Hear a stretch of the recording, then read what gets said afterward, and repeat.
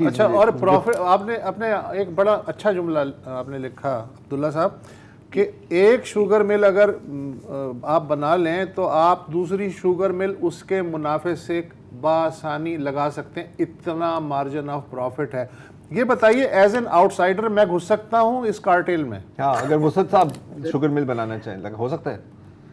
बिल्कुल नहीं, बिल्कुल नहीं। मेरे ख्याल से सॉरी अगर आपके पास वो करोड़ों रुपए हो भी जो इसके लिए चाहिए होंगे, लिटरली बहुत ही महंगा काम होता है इसको सेटअप करना।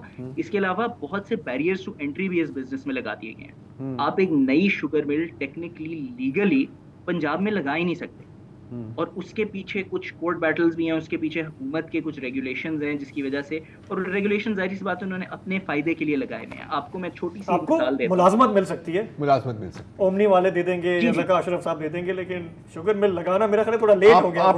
आप मीडिया पर्सनैलिटी हैं, आप उनकी इख्तियार में आ सकते हैं। मतलब कंक्लूजन ये है कि गरीब आदमी का इस मुल्क में कोई मुस्तकबिल नहीं है मेरे जैसे। एक और कंक्लूजन भी है इसमें, और मैं इसको पॉजिटिवली लेना चाह रहा हूँ। मैं पॉजिटिवली लेना चाह रहा हूँ कि देखें, चीनी इतनी मीठी होती है कि दुश्मन दोस्त बन जाते हैं। देखो किसी चीज पे तो आप वन पेज पर हो ना, तो इससे तो मुझे उम्मीद मिलती है।